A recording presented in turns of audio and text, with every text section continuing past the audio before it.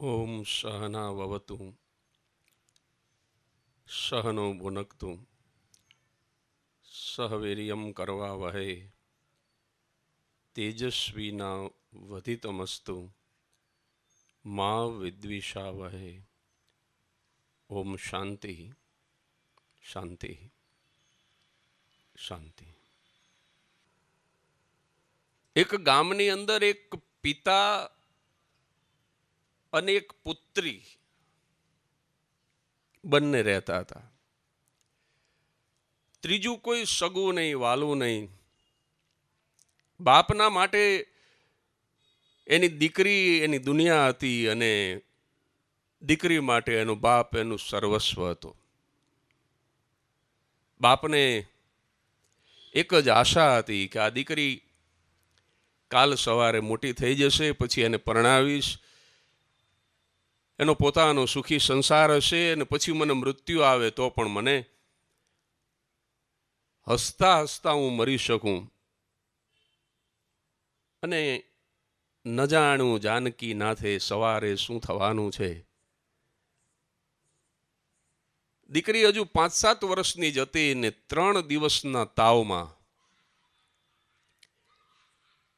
એ દીકરીનું અવસાન થયું. પિતાના ઉપર આભ ફાટ્યું. રડ્યા જ કરે બાપ. ન ખાય, ન પીવે, ન સૂવે. સતત દીકરીની યાદમાં રડ્યા કરે અને રડતા રડતા એક દિવસ ભૂખ્યો અને તરસ્યો થાકેલો એ બાપ, એને ઊંઘ આવી ગઈ. એની આંખ બંધ થઈ અને એક સ્વપ્ન એની નિદ્રામાં ઉગડ્યું.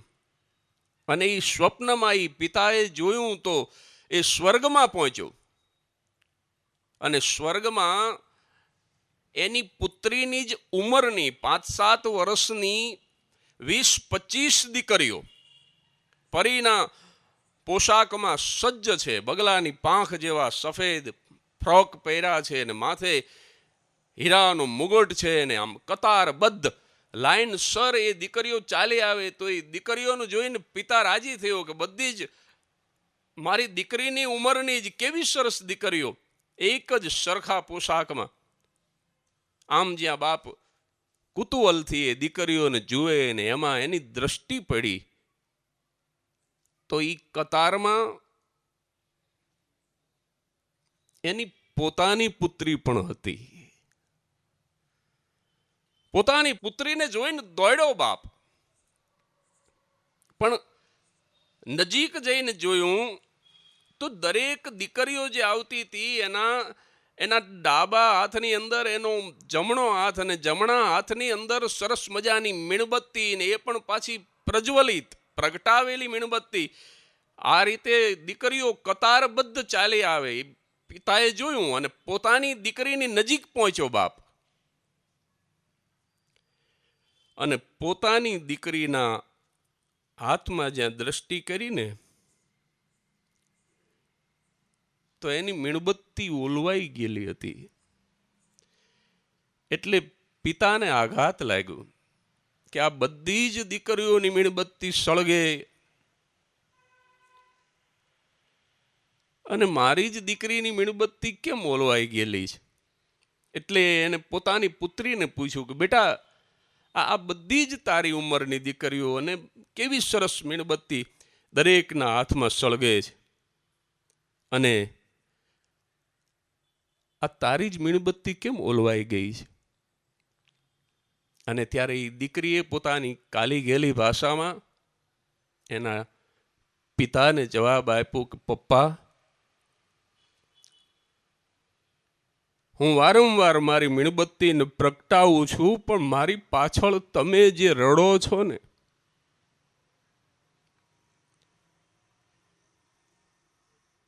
તમારા ઉનાઓના આહુડા મારી મીણબત્તીને ઓલવી નાખે છે. અને સાહેબ આ જવાબ સાંભળી અને સ્વપ્નમાંથી જાગ્યો બાપ અને ન કેવળ સ્થૂળ અર્થમાં પણ સૂક્ષ્મ અર્થમાં પણ જાગ્યો.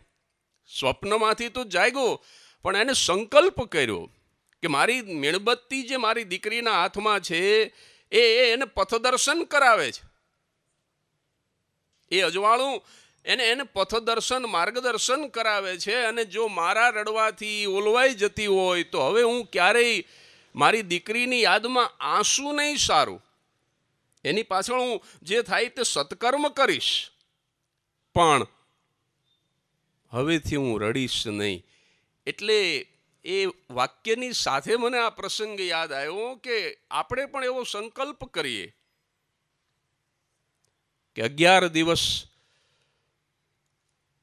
એમના વિદાયને જ્યારે થયા છે ત્યારે હવે આપણે સરસ મજાનો 3 દિવસનો કેવો સરસ ગીતાનો આપણે સ્વાધ્યાય કર્યો. આપણે સદગ્રંથોનું વાંચન કરીએ, આપણાથી જે થાય તે સત્કર્મ કરીએ, એમને ગમતી હોય એવી સેવાની પ્રવૃત્તિઓ કરીએ, પણ આપણે આંસુ ન સારીએ. આંસુ ન સારશો તમે મારા મરણ ઉપર,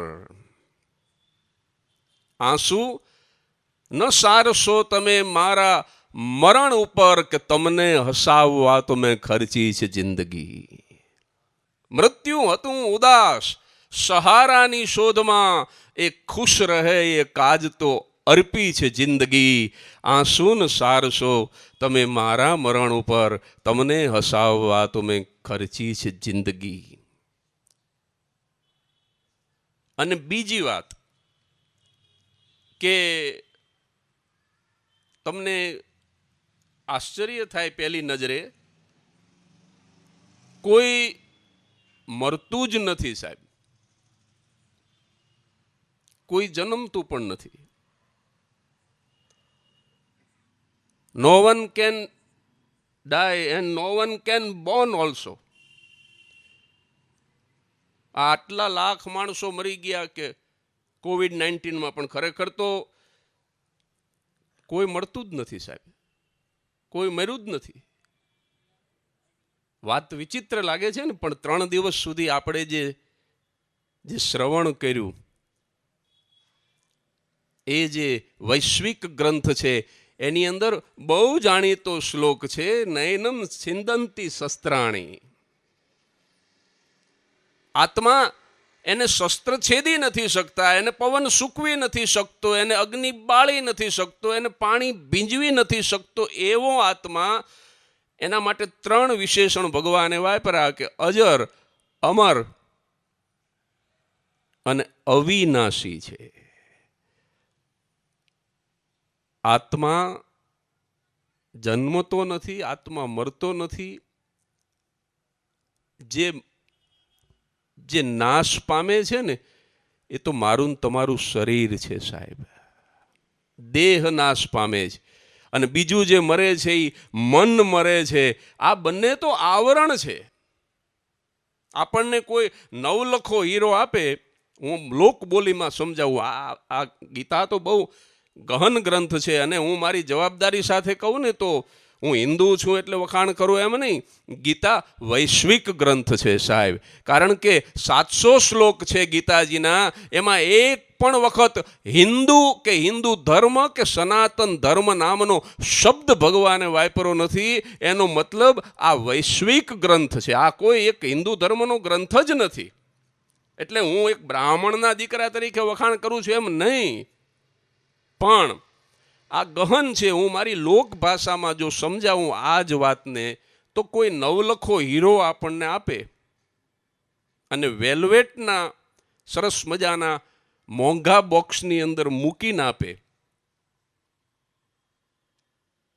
તો આપણે શું કરીએ છીએ હું ને તમે સાહેબ? એ બોક્સને એવું હાચવીએ. સમયાંતરે આપણે એને સાફ કરતા રહીએ, એને બહુ રૂપાળું રાખીએ. એના મિજાગરા જો ઢીલા થઈ જાય તો આપણે નવા મિજાગરા નાખીએ. આ ની રિપ્લેસ એ નવા મિજાગરા છે. એને એવું રૂપાળું રાખીએ, એવું હાચવીએ સાહેબ. પણ અંદર જે હીરો પડ્યો છે નવલખો, એની સામે જોવાની ઘણી વખત આપણને ફુરસદ નથી મળતી. નહીતર આ દેહ તો દગો આપે છે. કોઈ ભાગીદાર હોય, આપણો કારખાનું આપણે ભાગીદારીમાં કર્યું હોય ને આપણને ખબર પડે કે આ પાર્ટનર રહ્યો એ બરાબર માણસ નથી, આ દગો કરશે, તો એની સાથે આપણે કારખાનું ચલાવતા નથી, ભાગીદારી છૂટી કરી નાખીએ છીએ. આપણે કોઈ મિત્ર આપણો એવો હોય અને સમાચાર મળે કે આ માણસ તરીકે બરાબર નથી, આ ગમે ત્યારે દગો કરશે, એટલે આપણે દોસ્તી તોડી નાખીએ છીએ.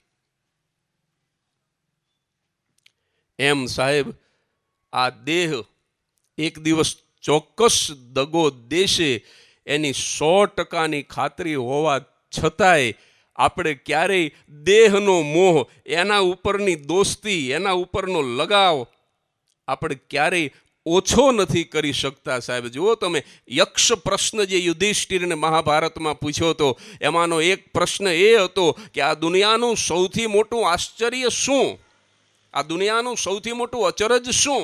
અને ત્યારે ધર્મરાજ યુધિષ્ઠિર બહુ સરસ જવાબ આપે છે કે એક કરતાં વધુ વખત આ લોકો, આ દુનિયામાં રહેતા લોકો એક કરતાં વધુ વખત સ્મશાન જાય છે કોઈની અંતિમ યાત્રામાં, અને ત્યાં એ શાંત થઈ ગયેલા શરીરને સળગાવે છે, અને પાછા જ્યારે આવે છે ત્યારે ઘડીના 6ઠા ભાગમાં આ મૃત્યુને ભૂલી જાય છે અને જાણે પોતે મરવાનો જ નથી એ રીતે જીવવા માંડે છે. આનાથી મોટું આશ્ચર્ય બીજું ન હોઈ શકે. સાહેબ, મંજિલનું કદ બહુ નાનું હોય, રસ્તો ઘણો લાંબો કાપવો પડે. અહીંયા આવી અને 2 ફૂટ બાય 2 ફૂટની જગ્યામાં બેસીને બોલવાનું હતું ને, પણ આજે તો રસ્તો નાનકડો છે, 1 કિલોમીટર જ. પણ ઘણી વખત તો અમેરિકા જવું પડે કે કેનેડા જવું પડે કે આફ્રિકા જવું પડે, બેસવાનું છે તો આટલી જ જગ્યામાં, પણ રસ્તો, મંજિલનું કદ બહુ નાનું હોય પણ રસ્તો ઘણો લાંબો કાપવો પડે. એક જ ટેબ્લેટથી ટેમ્પરેચર ઉતરી જાય પણ કોર્સ આખો પૂરો કરવો પડે. આ વિદ્યાર્થીઓને પરીક્ષા 3 જ કલાકમાં આપવાની હોય, પણ તૈયારી 365 દિવસ કરવી પડે. એમ મૃત્યુ એક જ ક્ષણમાં આવે, પણ તકેદારી તો આખી જિંદગી રાખવી પડે. હવે આ કઈ તકેદારી સાહેબ? આર્થિક તકેદારી એ જરૂરી તો છે, સામાજિક તકેદારી એ જરૂરી છે, પણ ખરેખર જે ફિલોસોફર આ વાત કહેવા માગે છે એ તકેદારી આ બધી દુનિયાવી તકેદારી નથી સાહેબ. એ તકેદારી એ છે સાહેબ કે મૃત્યુ એક દિવસ આવવાનું છે, એ ન નિવારી શકાય એવું અનિવાર્ય છે. કિસ્સા ગૌતમીનો એક પ્રસંગ છે, ભગવાન બુદ્ધના સમયની વાત છે. એક માતા એનો પુત્ર અવસાન પામે છે અને પુત્રના મૃતદેહ પાસે રડ્યા જ કરે. જે મેં પેલા પિતાની વાત કરી એવી જ સ્થિતિ માતાની હતી. કોઈકે સમાચાર આપ્યા કે ભગવાન તથાગત પધાર્યા છે અને આ તો ભગવાન છે. દોડી માં ભગવાનના પગ પકડી લીધા. શું વાત છે બેટા? તો કે મારો પુત્ર અવસાન પામ્યો છે. તમે ભગવાન છો, તમે એને જીવતો કરી દો. ભગવાન બુદ્ધે કીધું કે આ તો બહુ સામાન્ય બાબત છે, આ તો થઈ જાય, તરત થઈ જાય. એક મુઠ્ઠી રાખથી થઈ જાય તારો દીકરો જીવતો. એક મુઠ્ઠી રાખ લઈ આવો, ભસ્મ લઈ આવો એક મુઠ્ઠી. માં દોડી કે બેટા અહીંયા આવો, તું શરત સાંભળતી જા. કોઈના ચૂલાની એક મુઠ્ઠી રાખ ખાલી લાવીશ ને બેટા, તારા દીકરાને જીવતો કરી દઈશ, પણ શરત છે કે એવા પરિવારમાંથી રાખને લાવજે કે જે પરિવારમાં કોઈ મર્યું ન હોય. તોય માં તો મોહાંત છે. આ માં તો દોડી ગામમાં ઘરે ઘરે જઈને પૂછવા માંડી કે તમારા પરિવારમાં કોઈ મર્યું છે કે હા મારા દાદા ગુજરી ગયા. વળી દોડી બીજા ઘરે તમારા પરિવારમાં હા મારા મોટીબા ગુજરી ગયા. આખા એક ગામમાં ફરી અને સાંજે જેવો સૂરજ આથમે ન આથમે ત્યાં તો તથાગતના પગમાં આવીને પડી આ સ્ત્રી કે આખા એ ગામમાં મને એક પણ ઘર એવું ન મળ્યું જેના પરિવારમાં કોઈનું પણ અવસાન ન થયું હોય. અને ત્યારે ભગવાન બુદ્ધ બોલ્યા કે દીકરી, આ ગામમાં નહીં, આ આખી દુનિયામાં એવો એક પણ પરિવાર તને નહીં મળે જ્યાં ક્યારેય કોઈ વ્યક્તિનું અવસાન ન થયું હોય. સાહેબ, આ અવસાન જે થાય છે એ હીરાભાઈ ઠક્કર, જેણે થિયરી ઓફ કર્મનો સિદ્ધાંત, અનેક પુસ્તકો, અનેક પ્રવચનો, બહુ મોટા ગજાના ઓફિસર, નાના માણસ નહીં.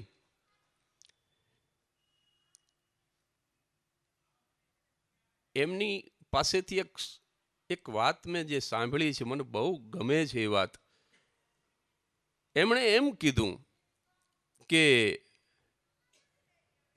ડર માણસ રાખે ને, ડર એ સારી વસ્તુ ન કહેવાય ને. કોઈ પણ વસ્તુ, અંધારાથી બીવે માણસ, કાલ્પનિક ભૂતથી બીવે, રાક્ષસ જે છે નહીં છતાંય કલ્પના કરીને બીવે. આ ડર સારી વસ્તુ નથી. પણ એમણે એમ કીધું કે એક ડર એવો છે કે જે સારું લક્ષણ ગણાય, અને એ ડર કયો? તો કે મૃત્યુનો ડર. પણ મૃત્યુનો ડર કયા અર્થમાં સાહેબ? એ ડરને મિત્ર બનાવવાનું કીધું. હીરાભાઈ ઠક્કર પાસેથી સાંભળેલો એક પ્રસંગ મને બહુ ગમે છે. એક જેલની અંદર જેલરને સૂચના મળી કે આવતીકાલે રાષ્ટ્રપતિનો જન્મદિવસ છે અને એ આપણી જેલની મુલાકાત લેવાના છે, તો આવતીકાલે તમે તૈયારી કરી રાખજો. રાષ્ટ્રપતિ આવે છે. ત્યાં તો બધું સાફસૂફ થઈ ગયું ને કેદીઓને બરાબર વ્યવસ્થિત, ભલે કેદીનો જ પોશાક હોય પણ એ પણ સારો ધોયેલા સ્વચ્છ કપડાં પહેરાવ્યા. રાષ્ટ્રપતિ આવે છે, આનાથી મોટો તો કોણ હોય? અને એમણે એક પછી એક કોટડીની મુલાકાત લીધી. બહુ મજાનો પ્રસંગ. હીરાભાઈ નાના નાના દાખલા આપતા, પણ આપણે ભૂલી ન શકીએ એવા દાખલા એમણે અસંખ્ય આપ્યા છે. એમાંનો એક, પહેલી કોટડીની મુલાકાતે જાય છે. કીધું કે તમારે કોઈ ડિમાન્ડ, તમારી કોઈ જરૂરિયાત? આજે મારો જન્મદિવસ છે. આજે જે કેદી જે કંઈ માગણી કરશે એ પૂરી કરવામાં આવશે. પહેલી જ કોટડીમાં મિસ્ટર પ્રેસિડેન્ટ કેદીને મળ્યા. કાંઈ તારી કોઈ ડિમાન્ડ? તો કે હા, મને છે ને જેલર 4 જ રોટલી આપે છે. મને 7 રોટલી ખાવા જોઈએ. હું ભૂખો રહું છું. મને 7 રોટલી સવારે અને 7 રોટલી સાંજે આપે ને તો હું પેટ ભરીને ખાઈ શકું.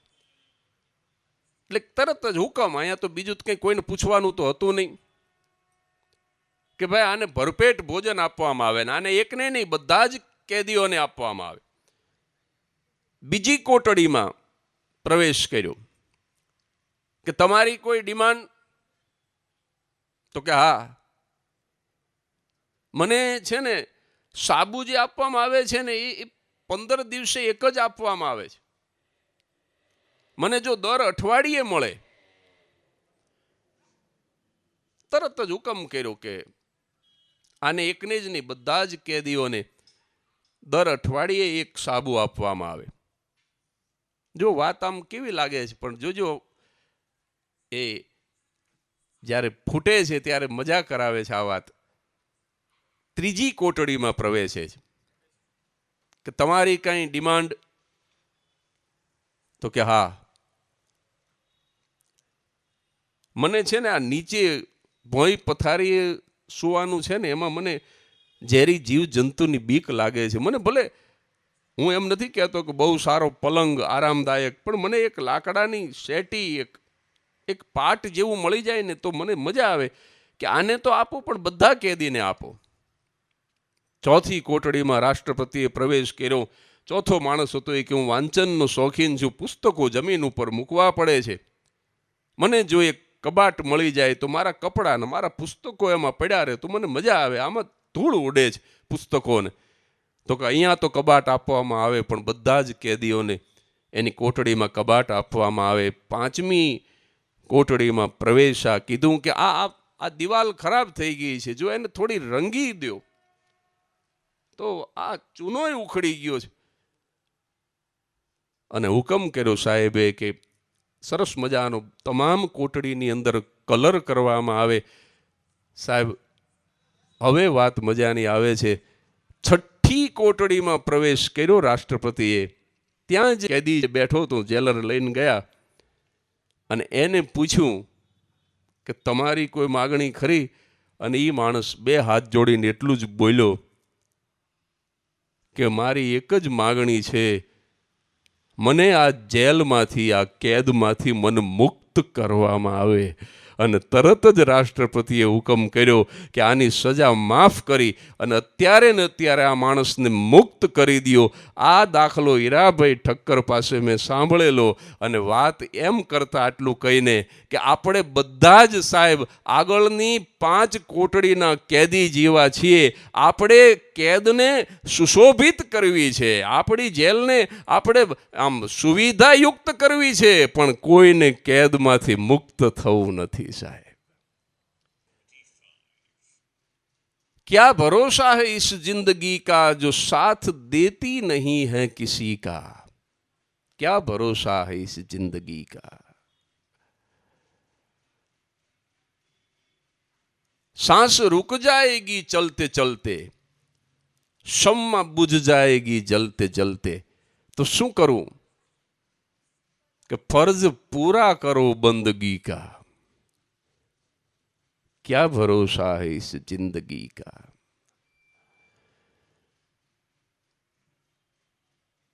ખરેખર છે ને સાહેબ, મૃત્યુને એક સાધુ સમાજ છે આપણે ત્યાં અહીંયા આપણા અત્યારના આ સમાજની વચ્ચે કે એ લોકો મૃત્યુને મહોત્સવ માનીને ઉજવે છે. કોઈ રડતું નથી. એટલે આજના આ વ્યાખ્યાનનું શીર્ષક આર્ટ ઓફ ડાઈંગ એટલે રાખ્યું હતું કે આ પણ એક કળા છે. એક જોસેફ નામનો ખ્રિસ્તી હતો અને એની પાસે અનેક પ્રકારના પશુ પક્ષી, એને શોખ હતો કૂકડા ને ઘેટા ને બકરા ને ઘોડા ને બળદ ને ગાય ને. પછી એને વિચાર આવ્યો સતત પશુ અને પક્ષીઓની જ સાથે રહે. એટલે મોજીજ સાહેબ એમના જે ધર્મગુરુ એની પાસે જોસેફ પહોંચ્યો કે મને છે ને આ પશુ પક્ષીઓની ભાષા શીખડાવી દો ને, આ અંદરો અંદર વાતો કરે છે પણ શું બોલે છે મને ખબર નથી પડતી. મોજીજ કે રહેવા દે નહીં, કરવા જેવું નથી. કે નહીં,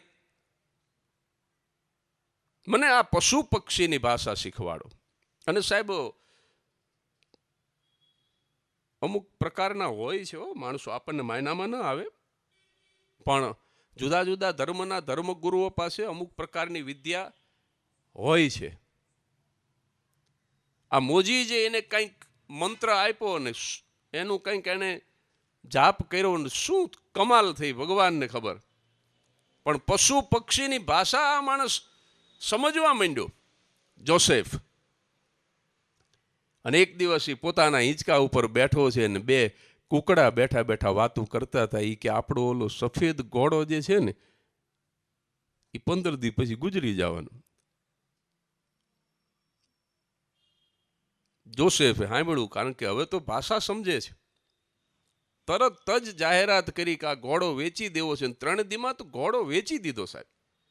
અને તપાસ કરી તો ખરેખર 15મે દિવસે જ્યાં વેચ્યો તો ત્યાં ઘોડો ગુજરી ગયો. રાજી થઈ ગયો જોસેફ. આ કેટલું મોટું નુકસાન જાત જો આ ભાષા શીખો ન હોત. એકાદ મહિનો વીતો હશે ને બે બકરી બેઠી બેઠી વાતો કરે ને એમાં આને કાન દીધા. આપણો જે ઓલો રાતો જે બળદ છે ને એ 1 મહિનામાં મરી જવાનું, અને ત્યાં તો આને બળદ વેચવો છે. 15 દીમાં સોદો કરી નાખ્યો, રૂપિયા રોકડા કરી લીધા. મહિના પછી જોયું તો ખરેખર બળદ ગુજરી ગયો તો જોસેફને સાહેબ આમ આનંદ માતો નથી. 6 મહિના વીતા અને એક દિવસ ઈંડોળા ખાટ ઉપર બેઠો છે અને બે ગાય બેઠી બેઠી વાતું કરે. એક ગાયની આંખમાંથી આંસુની ધાર થઈ એટલે બીજી ગાયે પૂછ્યું કે કેમ રોવેશ? તો કે મારો ને તારો શેઠ જે છે ને, મારો ને તારો માલિક જે છે ને એ 1 મહિના પછી ગુજરી જવાનો છે. અન ભાઈ જે દોડ્યો છે મોજીઝના પગ પકડ્યા જઈનો, હવે બચાવો. કેમ? તો કે 1 મહિના પછી મરી જવાનું. તો કે આ પહેલા કઈ અખતરો કર્યો? તો કે હા, ધોળો જે ઘોડો હતો એને વેચી નાખ્યો ને રાતો જે બળદ હતો એને વેચી નાખ્યો, રૂપિયા રોકડા કરી લીધા. અને ત્યારે એક જ વાક્ય મોજીજ બોલ્યા હતા કે અબ ઈશે ભી બેચ ડાલો. આ તારી જાત રહીને એને હવે વેચી નાખ ભલા માણસ. આ જાતનો સોદો કરી નાખ. હવે જાતને વેચવી એટલે કઈ રીતે સાહેબ? ઈમાન વેચીને આપણે જાત વેચી અર્થમાં નહીં. એટલે આ જાતને સમાજની સેવા માટે કાઢી નાખવી, વેચી નાખવી. એટલે હવે આ દેહ જે છે એ મારો નથી. હવે આ દેહથી જે કંઈ થાય એ સેવા સમાજ માટે જ કરવી, પોતાના સ્વાર્થ માટે કંઈ ન કરવું. એ અર્થમાં તમારી જાતને વેચી નાખવાની વાત છે. ઈશે ભી બેચ ડાલો.